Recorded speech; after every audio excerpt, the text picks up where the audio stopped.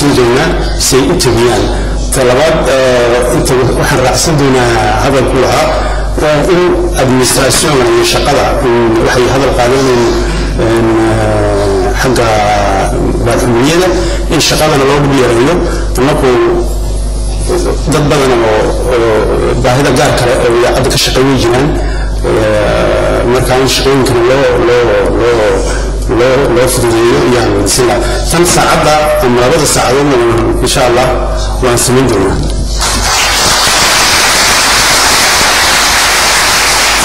Merci.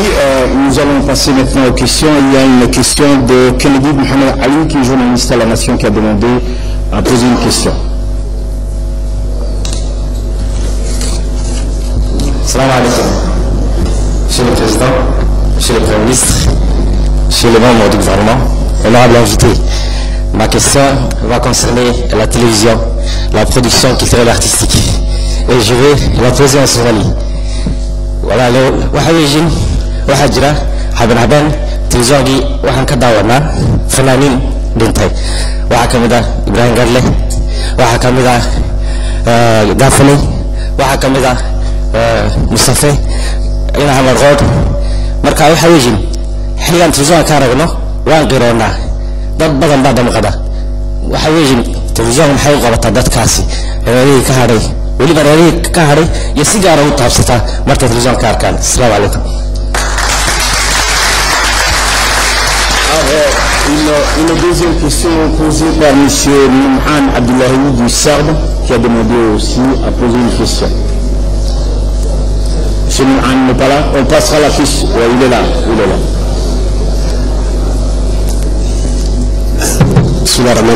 Monsieur le Président, Monsieur le Premier ministre, Monsieur le membre du gouvernement, avant de poser ma question, je voudrais juste donc enchaîner sur le sujet des personnes qui ont des besoins particuliers pour donc rajouter que peut-être pour l'accès au bâtiment de l'administration, si on pouvait peut-être aménager certains les locaux pour que les personnes qui ont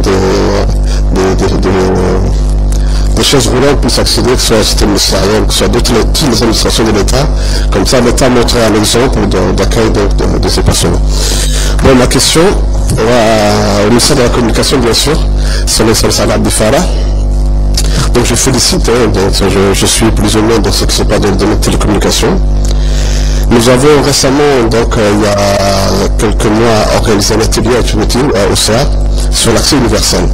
L'accès universel, donc, comme l'a défini l'ONU, est maintenant désigné comme un droit.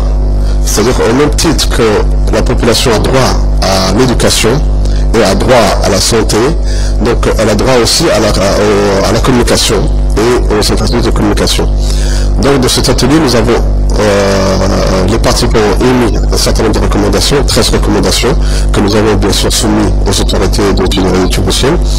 Et parmi ces recommandations, donc, il y avait donc l'installation de lignes téléphoniques ou d'un point de connexion Internet, donc dans toutes les écoles de la République Djibouti, quel que soit leur lieu donc, géographique. Voilà. Une question sur l'écouteur. La possibilité d'écouter direct. On n'entend pas bien peut-être, excusez-moi. 44.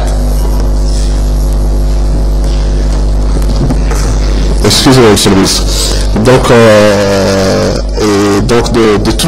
de connecter aussi tous les villages et toutes les localités qui ont plus de 500 habitants pour permettre donc à la population d'être à une certaine distance des infrastructures de communication. Donc là aussi, donc,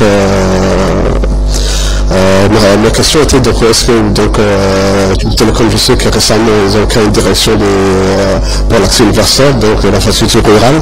Donc où est-ce que vous en êtes et puis qu'est-ce que vous avez comme projet pour donc permettre au plus grand nombre de pouvoir bénéficier de nouvelles technologies. Autre point, donc je félicite encore Djibouti Télécom pour tout ce qui est donc les câbles sous-marins qui sont donc tissés pour relier le Yémen, relier la Somalie, relier l'Éthiopie et qui préfigurent déjà et puis qui repositionnent, donc renforcent la position de Djibouti en tant que hub régional des télécommunications, donc ce que le ministre a désigné. Et donc moi, bon, pour prendre l'exemple du port de Raleigh, on peut considérer que donc un deuxième port peut être fait activité, un port technologique, un port télécommunication, puisqu'on a tous les câbles sous-marins, Sinuwi, 1, 2, 3, etc., et les autres câbles gâteaux qui passent. Donc, pour faire un port d'éclatement et un port de faire un hub technologique. Et donc ça c'est bien. Par contre, ce que j'aurais aimé, c'est que Telecom soit un peu plus comment dire, agressif pour essayer de proposer elle-même, d'essayer de travailler ou de faire des choses avec les pays de la région. C'est-à-dire, si je prends l'exemple de l'île Maurice Telecom, maintenant on opère dans plusieurs pays de l'Afrique australe. C'est un petit pays, ils ont les moyens, ils ont des ingénieurs et donc à chaque fois, donc ils essaient de prendre des marchés ou de voir donc ce qui se passe dans les pays de la région. Et donc nous avons des pays comme la Somalie qui est tout proche, Djibouti, le Yémen, et nous avions quand même une certaine avance, et nous avons toujours, je pense, une certaine avance sur les télécommunications. Donc nous pouvons profiter de cette avance pour essayer de nous élargir un peu plus sur la région et ne pas rester uniquement à Djibouti. Voilà, merci. Nous allons prendre une troisième question avant de laisser au ministre de répondre, M. Omar Ali de la radio-télévision de Djibouti. Assalamu alaikum wa rahmatullahi wa barakatuh. Madame Madaxweyne, Madame Raïs al-Wazari, Naweyn iyo mudanayaal wasiirada iyo marti sharafeedka halkan suuyin dhammaantiin waa salaamantiin.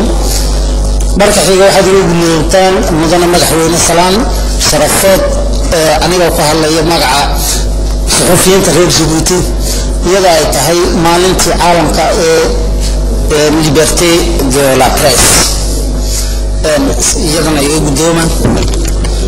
Su'aalahayga haddii aan ku horeeyo waxaan aad u soo dhaweynay hadalkii halkan uu kaga dhawaaqay wasiirku oo noo sheegayay in suxufiyiinta press secretary-ka la hirgeliyey sharcigoodii taas aad ayaan u soo dhaweynaynaa. marka xiga su-aasheediisa waxay tahay suxufiyiintii audiovisual ama idaacadda maxaa dib u dhigay hirgelinta istaatiigoodii oo ay uga hadheen qaybtan hore iyadoo wada ogsoonahay in uu istaatiigu wada saameeyo. waa su-aasheeda. waxaan ogsoonahay mudane madaxweyne in guddi loo saaray, guddigaas oo la yidhi soo tafatira isku soo eega sida xubnaha telefishinka iyo raadiyaha ka shaqeeya ay u kala galayaan farsamo yaqaan haddii ay yihiin sawir qaado, haddii ay yihiin wariyaal, siday u galayaan istaatiiga soo eega ayaa la yidhi bay ahayd. hawsha wasiirku uu noogu yeedhay haddii aan ururnahay waxaa ugu yeedhay dhammaan agaasimayaashii. nasiib darro waxaa dhacday inaan helo saacada ku dhawaato inaan haysano liisaska dadka si ay ku qoran yihiin. marka meesha waxaa taala sidee hawsha aan u gudan karnaa, aan isugu dheeli karnaa. meesha waa dad waxa laga hadlayo, marka mustaqbal ummadeed laga hadlayo in laga fiirsado ayaa loo baahan yahay. halkan waxaa jooga agaasimaha communicationka kii idaacaddu inkaba way joogaan. rubuc saaco ayaana na siiyey inaan liisaskaa ku eegno oon qaraar kaga gaadhno, kamaan gaadhi karayn. haddana waxaan go'aansanay in ay waxba naga socdaano waan ansixinay. markaan ansixinay run ahaantii wasiirku nagu soo hesho qaladaad baa jira buu yidhi. waa run qaladaad way jireen dee, annaguna waan caddaynaynaa inay jiro, laakiin rubuc saaco markaan na siiyey annagu kamaanu fiirsan karayn. waana ku mahadsan yahay wasiirku, waa waartay waxa uu yidhi ma ansixinaya anu wax qalad ku jiro. waxaan jecel lahay goorma ayaa la samayn doonaa haddana guddi soo tafatira oo ka soo baarandega arrintaas. haddii ay qaadato haddana dhowr bilood oo kale waxaa imanaysa inuu kala yaatay in ay dib haddana ay u sii dhacaan kuwa audiovisual. gees kale ragga agaasimayaasha waxay markay hadlayaan ay ku halqabsadaan siyaasadda madaxweynuhu noo jeexay sida madaxweynuhu nagu